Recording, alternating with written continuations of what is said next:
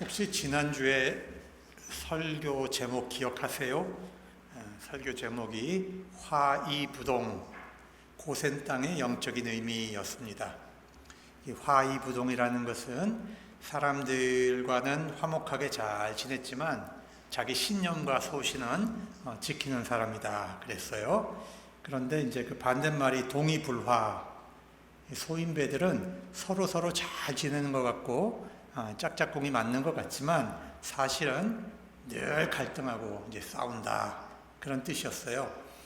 그런데 이 성경에서 이 화이부동의 가장 대표적인 인물은 요셉입니다. 누구하고도 안 싸웠는데 그러나 하나님 앞에서 그 신앙을 잘 지켰던 이제 그런 사람입니다. 동의불화, 가장 대표적인 인물이 야곱이에요. 누구하고든지 싸웠어요. 누구하고든지. 나중엔 자식하고도 싸워요. 그죠? 그런데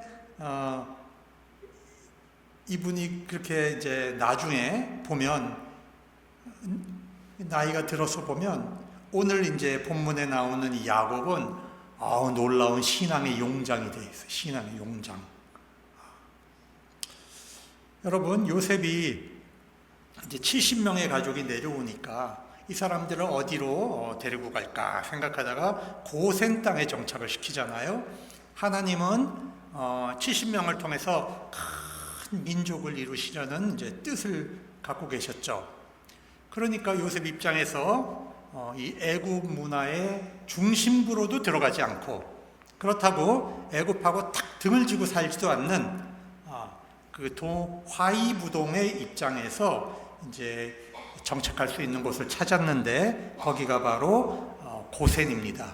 고센이 구별된 땅이다 그렇잖아요. 그래서 이제 지난 주일날 제가 그 이집트의 쓰레기 마을 그 사진도 좀 보여드렸지만, 그 모슬림의 박해를 피해서 자기의 신앙을 지키기 위해서 쓰레기를 주우면서도 신앙을 지키잖아요. 근데 그 무슬림 정부가 그 사람들을 함부로 못하는 거예요. 왜? 이 사람들이 없으면 이 카이로의 쓰레기를 처리할 사람이 없으니까 박해도 함부로 못하고, 그런 아주 소중한 존재가 되어 있는 겁니다. 여러분, 이 당시 애굽에 들어간 히브리인들에게는 율법이 없었어요. 하나님이 아직 율법을 주시기 전이에요. 또 하나님의 말씀을 전하는 선지자도 없었어요. 그런데 이 사람들의 신앙이 어떻게 유지가 되었을까? 이거 굉장히 이제 기적에 가까운 일입니다, 사실은. 여러분, 오랫동안 말씀 전하는 사람도 없고 성경도 없는데 우리가 신앙을 지켜나갈 수 있겠어요? 교회가 없는데? 안 되잖아요. 그죠? 근데 이 신앙을 지켰단 말이에요. 이게 뭘까? 여러분, 이 고난이죠, 고난. 고난이 없었다면 이 히브리인들은 역사 속에 사라져버리고 말았을 거예요. 하나님께서 히브리 사람들을 유지시키는 방법이 필요에 따라 적절한 때 하나님의 축복과 고난을 이렇게 섞어서 주시는 거죠. 그건 저희들한테도 마찬가지예요. 만일 우리가 신앙생활 할 수 없는 곳에 있다고 생각을 합시다. 교회도 없고 성경도 없고 목사님도 안 계시고 그곳에 있다면 과연 우리가 신앙을 지킬 수 있을까?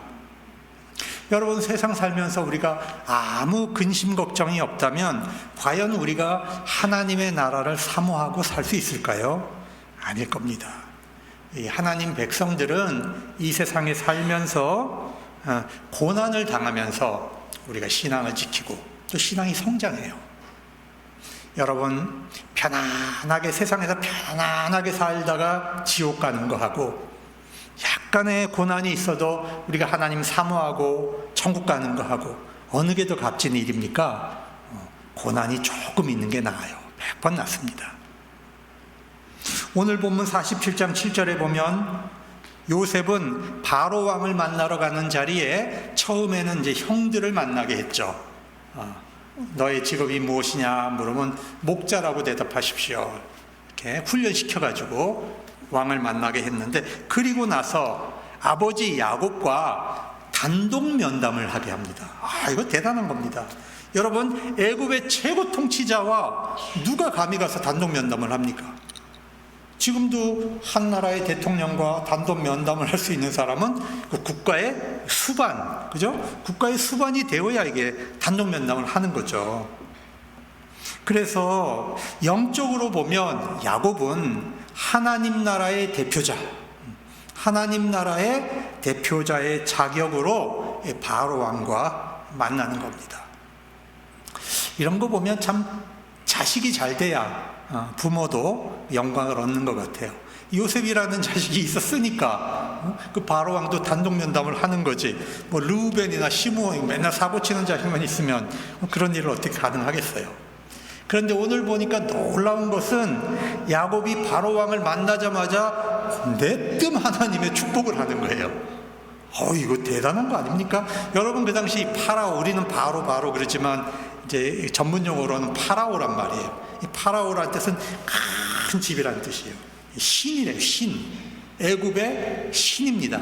그러니까 애굽에서 파라오는 태양신의 현현, 태양신의 성육한 사람이 바로 이 파라오인 거죠. 그러니까 자기를 신으로 생각하는 이 왕을 두고 먹을 것이 없어서 더부살이하러 들어온 노인네가 거기다가 손을 딱 얹고 축복을 한 거예요. 아이고, 이거 어떻게 된 일입니까? 야곱의 신앙이 아주 무르익어가지고요, 아주 당당함이 있어요. 당당함이. 그런데 우리 믿는 사람들한테는 이 축복권이 있거든요, 사실. 옛날에 창세기 12장 3절에 보면 하나님이 아브라함에게 이렇게 말씀하십니다. 너를 축복하는 자에게 내가 복을 줄 것이고 너를 저주하는 자에게는 내가 저주하리니 땅의 모든 족속이 너로 말미암아 복을 얻을 것이다 그랬어요. 이 하나님을 믿는 사람들은 다른 사람들에게 복을 선사하고 복을 빌어주는 특권이 있는 거예요. 우리 원로 목사님 제가 볼 때마다 놀라는 거는 아무나 보면 딱 붙잡고 축복 기도하셔. 그 당당함이, 그 신앙적 당당함이거든요. 여러분, 이 야곱은 언약의 계승자입니다. 야곱은 베델에서 도망칠 때도 하나님의 축복을 받았고요, 나중에 돌아와서 베델에 찾아갔을 때 또 하나님이 축복을 하셨어요. 이 더블 축복을 받은 사람이에요. 그런 야곱이 애굽 왕을 위해서 축복 기도할 때 하나님의 복이 이 세상 권세자들보다 훨씬 위에 있다고 하는 것을 드러내는 거죠. 세상 권세로 보면 야곱은 나그네예요. 나그네. 영적 권세로 보면 우리는 언약 백성이고 하나님의 주권을 믿는 사람들이죠. 그러니까 세상 권세로 보면 우리가 뭐 별 볼 일 있나요?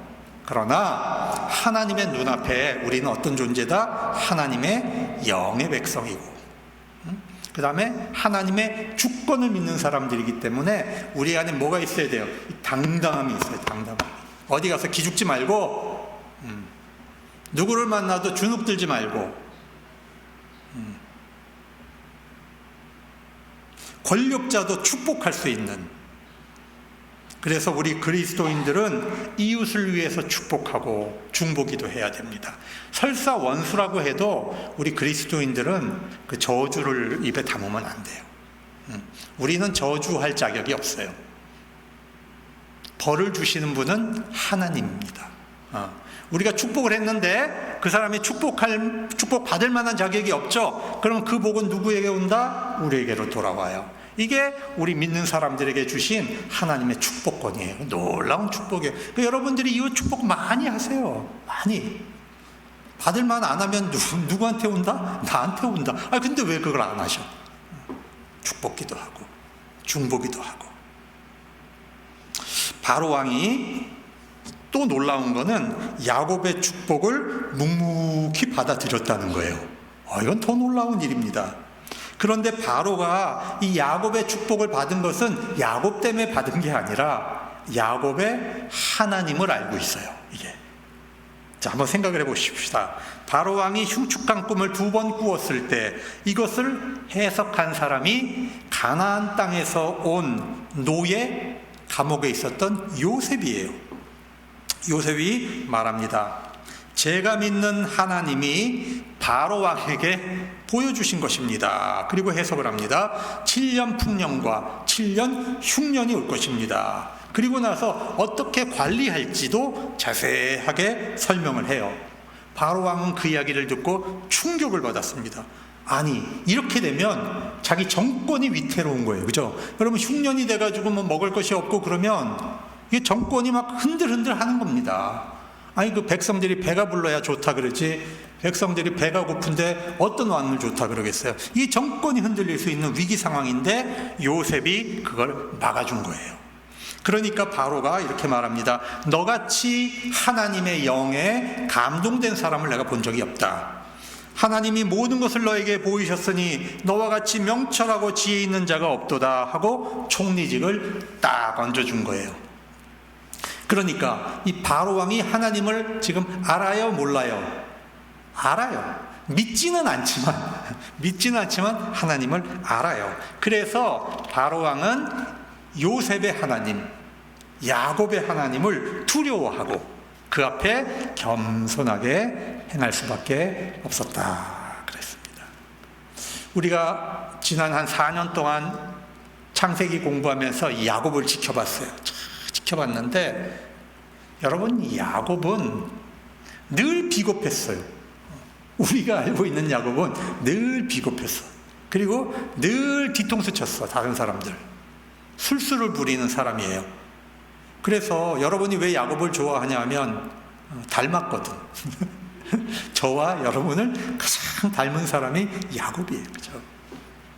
그런데 언제 이 야곱의 이 신앙적 당당함이 이게 생겼을까? 이게 참 수수께끼예요. 무엇이 이 야곱을 이스라엘로 바꿔놓았을까? 저는 오늘 본문 말씀을 보면서 많은 생각을 했습니다. 도대체 이게 뭘까? 여러분, 설교 전까지 숙제를 드릴게요. 한번 찾아보세요. 무엇이 야곱을 이렇게 바꿔놓았는가? 8절 말씀입니다. 바로가 야곱에게 묻되 네 나이가 얼마냐? 물론 이제 성경적 표현이니까 임금이니까 이렇게 썼지만 우리식으로 말하면 올해 연세가 어떻게 되십니까? 이렇게 물었겠죠. 노인인데. 근데 여러분, 이게 참 이거 재밌어요. 서양에서는요, 이게 나이 묻는 게 실례입니다. 그렇죠? 근데 한국 사람들은요, 좋아도 나이 묻고 나쁠 때도 나이부터 물어요. 이게 참 희한한 민족입니다. 이 주민등록증을 까야 그때 마음이 열려. 저게 몇 살이야? 나보다 위야 아래야? 그래서 정말 이상한 건 싸울 때도 보면 너 몇 살이야 그래요. 싸울 때도 너 몇 살인데? 아니, 싸우는 거하고 나이하고 뭔 상관이 있어요? 나이 때문에 싸웠어요. 나이를 왜 물어? 우리 민족은 이게 희한한 민족이에요. 그런데 이 애굽에서 왕이 야곱에게 나이를 물은 것은 이 애굽 사람들이 가장 장수하고 싶은 나이가 몇 살이냐? 그 당시에 한 110세래요. 110세. 근데 얼핏 봐도 야곱은 그거보다 많은데 굉장히 건강하거든. 그러니까 바로가 놀라운 마음으로 이 사람 대단한 영감이다. 그런 마음으로 올해 연세가 어떻게 되십니까? 이렇게 물은 겁니다. 그때 야곱은 유명한 대답을 합니다. 9절, 10절 여러분 성경 한번 같이 읽어볼까요? 자, 준비되셨으면 시작.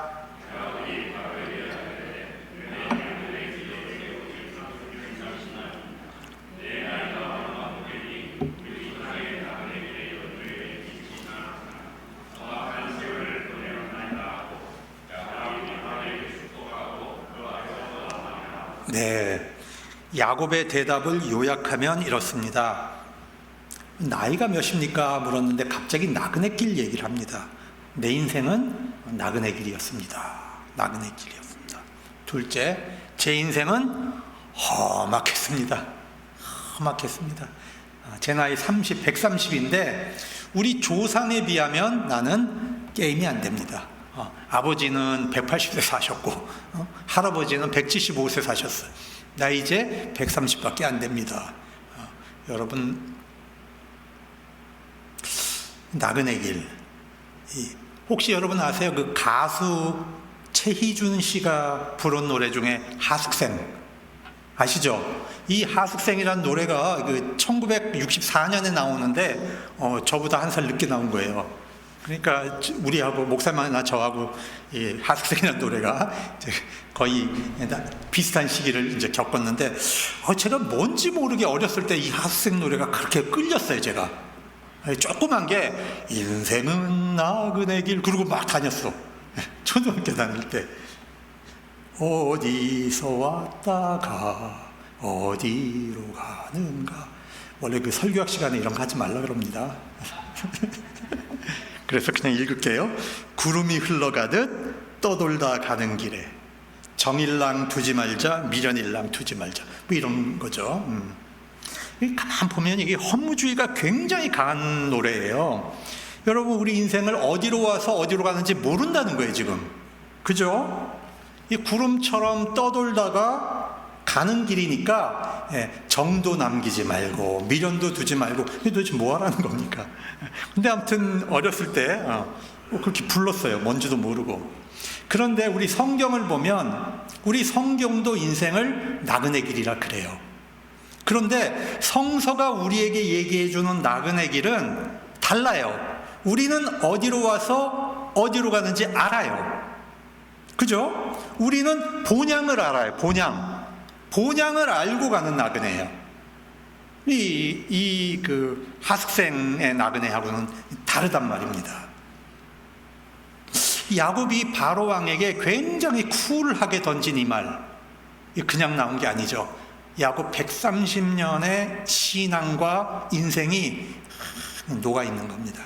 녹아서 나온 게 나그네 신학이에요. 나그네 신학. 히브리서 11장 13절 16절에 보면 이 나그네 신학이 여기 잘 등장을 하고 있습니다. 한번 찾아보겠습니다. 히브리서 11장, 믿음장이죠. 히브리서 11장이 13절에서 16절, 신약성경 365쪽에 있습니다. 굉장히 중요한 말씀이에요. 자, 같이 한번 읽어봅시다. 시작. 이 사람들은 다 믿음을 따라 죽었으며 약속을 받지 못하였으되 그것들을 멀리서 보고 환영하며 또 땅에서는 외국인과 나그네임을 증언하였으니 그들이 이같이 말하는 것은 자기들이 본향 찾는 자임을 나타냄이라. 그들이 나온 바 본향을 생각하였더라면 돌아갈 기회가 있었으려니와 그들이 이제는 더 나은 본향을 사모하니 곧 하늘에 있는 것이라. 이러므로 하나님이 그들의 하나님이라 일컬음 받으심을 부끄러워하지 아니하고 그들을 위하여 한 성을 예비하셨느니라. 여러분, 이 나그네 신앙이라고 하는 것은 하나님의 언약을 우리가 알아요. 그죠? 근데 내 인생 살면서 그 언약이 안 이루어질 수 있다.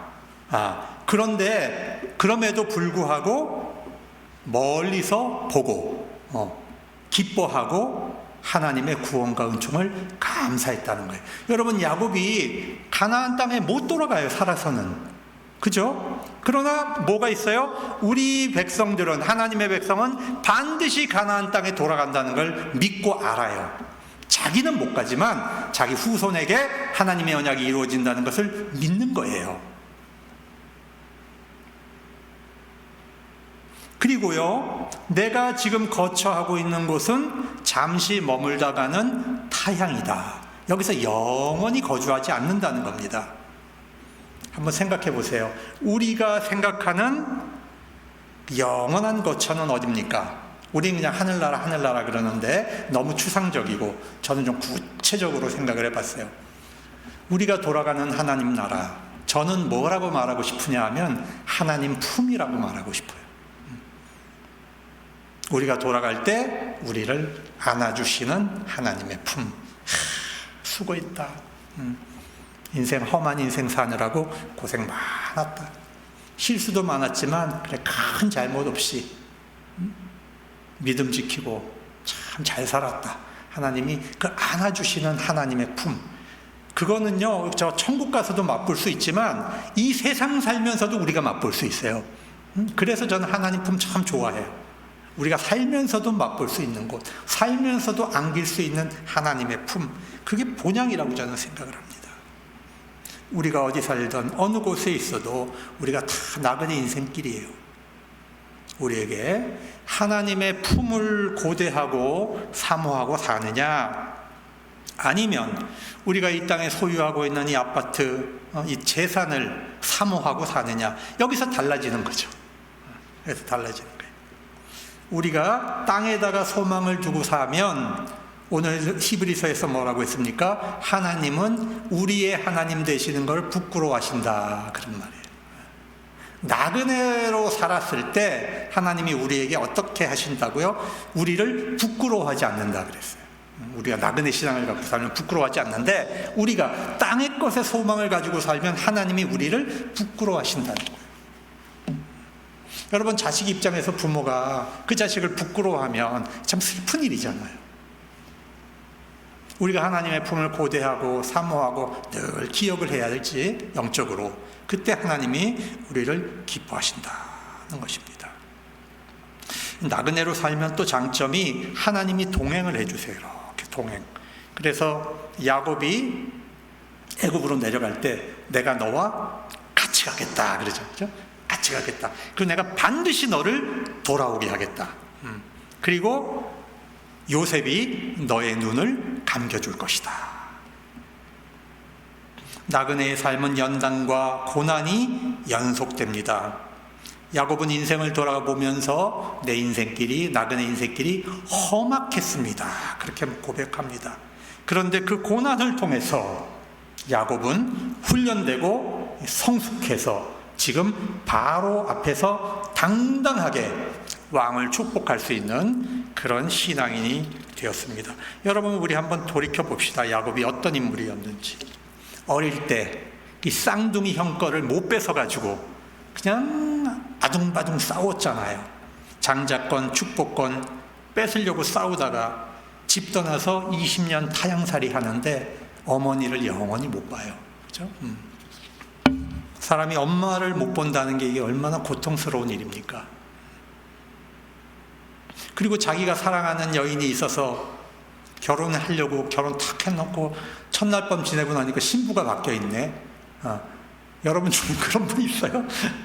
아니, 신부를 바꿔놓는 사람이 어딨냐고. 신부를 아무리 사기를 쳐도 칠 게 있고 안 칠 게 있지. 그냥 사람 취급을 못 받은 거예요. 자기 장인에게. 그리고 20년을 외삼촌에게 착취당하죠. 그리고 사랑하는 아내 라헬을 잃었는데, 그리고 나서 자식이 또 20년을 속여 먹습니다. 요셉이 찢겨 죽었다고 그러고 20년 동안 진실을 아버지에게 아무도 얘기를 안 해줘요. 세상에 이런 자식들이 어디 있어요? 독해도 이런 자식들이 어디 있습니까?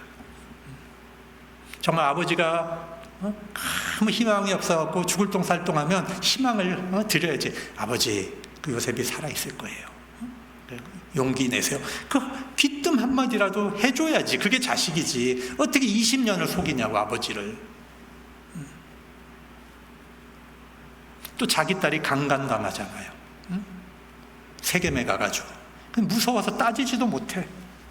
자식들이 집단으로 사람을 죽이고 재산을 약탈했을 때도 아무 어른 구실을 못했어요.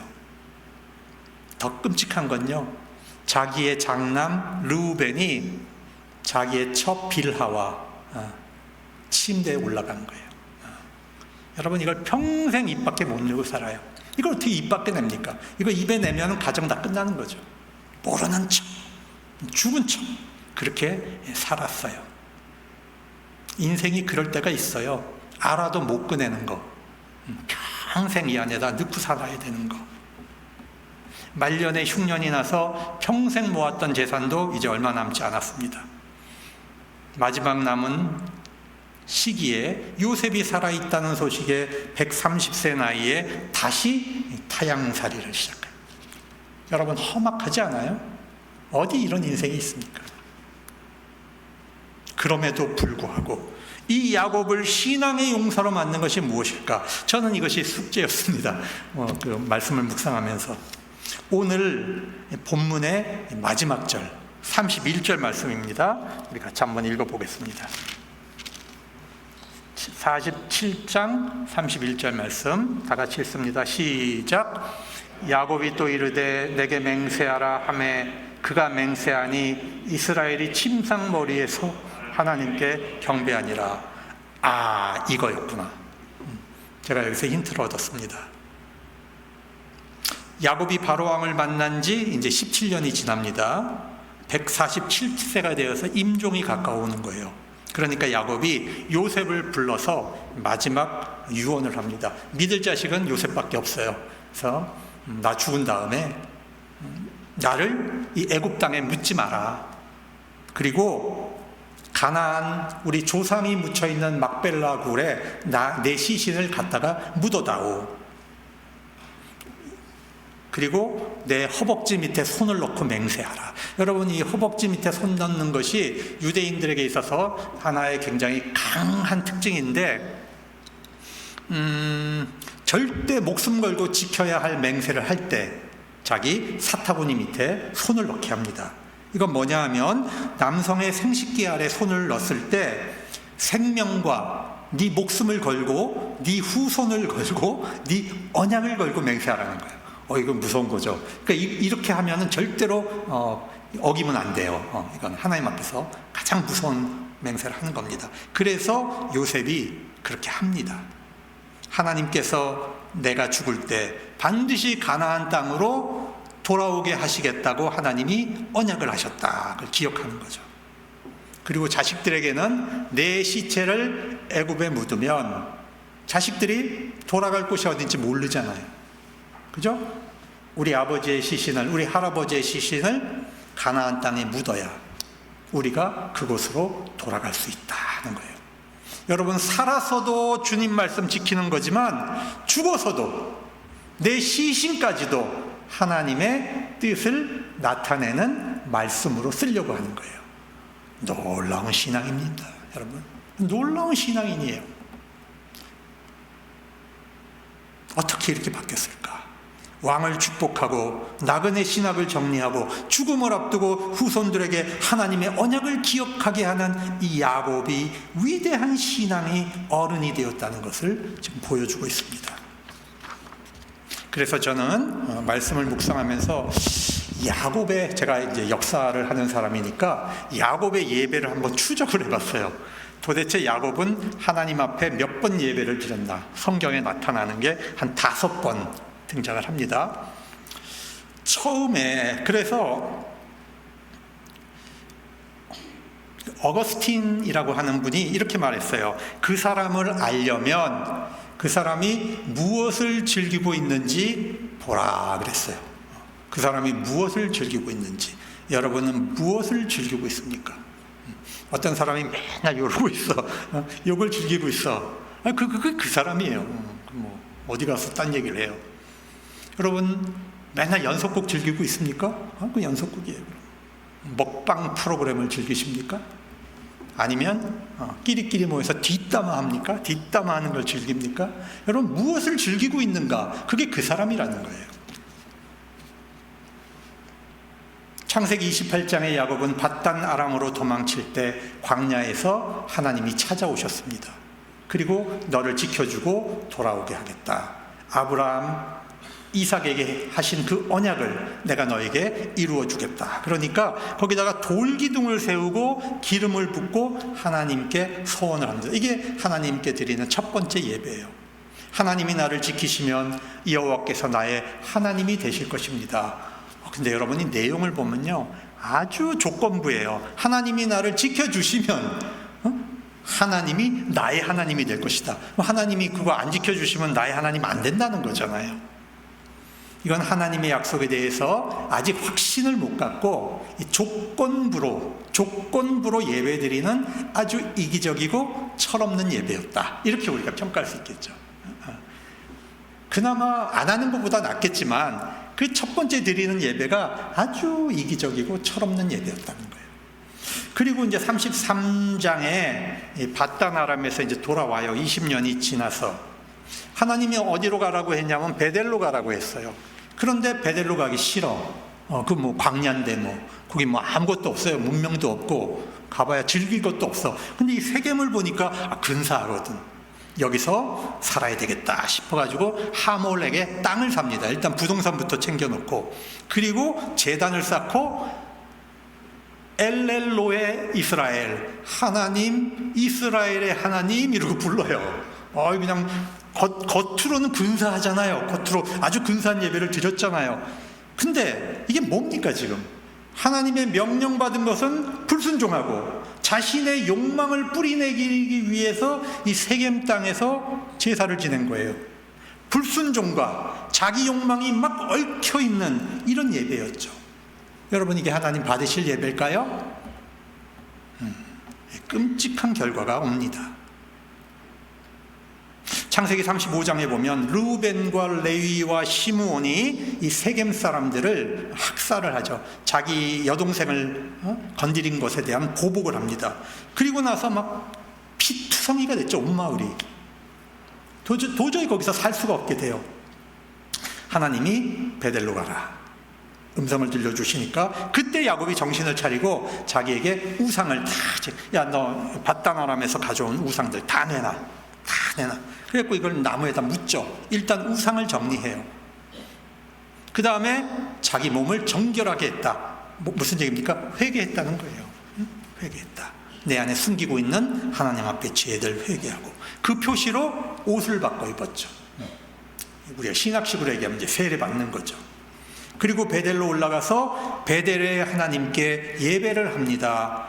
회개가 있었고 정결이 있었고 공동체에 순종이 있는 예배, 정말 하나님이 받으시기에 합당한 예배를 이때부터 드리기 시작하는 거죠. 세 번째 가서. 그리고 나서 창세기 46장에 보니까 야곱은 요셉의 초청을 듣고 브엘세바로 가서 화목 제물을 드리면서 하나님께 예배를 드립니다. 거기서 무엇을 합니까? 하나님, 제가 애굽으로 가는 것이 하나님의 뜻입니까? 말씀해 주십시오. 위기가 올 때 자기 생각을 버리고 하나님의 뜻을 분별하는 겸손한 신앙에 도달한 것입니다. 더 이상 예배를 통해서 자기 욕망을 채우려고 하지 않았습니다. 예배를 통해서 하나님의 음성을 들으려고 했고, 예배를 통해서 하나님께 여쭈어 보려고 했고, 여러분, 예배 안에서 대화가 일어난 거예요. 하나님과 나 사이에 지금 대화가 일어나고 있는 거죠. 여러분, 이게 참 예배 아니겠어요? 마지막 예배가, 성서가 얘기하고 있는 마지막 예배가 창세기 47장. 죽음을 앞두고 있어요. 야곱은 유언을 마치고 너무 연세가 많아서 힘이 없어. 그래서 이 머리도 못 들어 이렇게. 어떻게 했다고요? 침상머리. 침상머리. 여러분, 이게 몸도 못 일으켜요 지금. 그러니까 침상머리에 자기 머리를 대고 하나님께 경배했다. 저는 여기에서 감동을 받았어요. 이거였구나.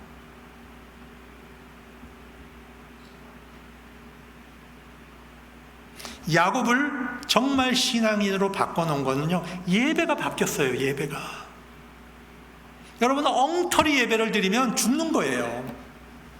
첫 번째 예배, 두 번째 예배, 그게 예배입니까? 세 번째 예배, 네 번째 예배, 다섯 번째 예배를 드리는 야곱의 모습을 보세요. 그 사람이 무엇을 즐기는가가 바로 그 사람이라고 했잖아요. 자신이 언약의 백성이고 자손들의 조상인 것을 자각하고 죽음 이후에도 후손의 신앙을 염려하는 이 야곱의 예배, 나그네의 신앙, 종말의 소망을 갖고 있는 이 야곱의 신앙, 아무 힘이 없어도 침상머리에 자기 머리를 얹고 하나님을 경배하는 이 야곱. 여러분, 인생은 나그네 길이죠. 하나님과 동행하고 하나님의 언약이 있는 곳이 바로 우리의 본향입니다. 본향. 헛된 것에 인생을 낭비하지 말고 본향을 사모하는 우리 신앙을 지키십시다. 인생은 고생스럽고 험합니다. 그렇지만 우리가 하나님을 만나는 시간은, 고생을 통해서 우리가 하나님을 만날 때 그 인생은 값지게 변화되는 거죠. 그래서 엉터리 신앙인이었던 야곱은 완숙한 신앙의 용사로 변화가 됐어요. 왜 하나님께서 이 말씀 안에 이렇게 긴 야곱의 이야기를 적어놨을까요? 여러분, 야곱의 인생을 우리가 살라고 하는 거예요. 야곱처럼 우리의 마지막이 그렇게 침상머리에서도 하나님을 붙들고 경배할 수 있는 그런 신앙인으로 성숙하기를 우리 하나님이 바라시는 거죠. 삶의 고난 속에서 연단을 받고 예배가 나날이 성숙하면서 이런 결과가 나온 것입니다. 사랑하는 여러분, 예배에 성공하는 삶을 사시기 바랍니다.